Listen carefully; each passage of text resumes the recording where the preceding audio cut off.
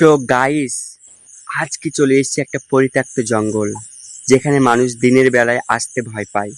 তো সেই জঙ্গলটায় আমি একাই শ্যুট করব। অনেক মানুষ দিনের বেলায় এখানটায় অনেক কিছু দেখেছে এবং রাত্রেবেলায় তো সেখানে মানে কেউ আসেই না বলতেই চলে। তো সেই জায়গাটা আমি একাই ভিডিও করতে চলে এসেছি।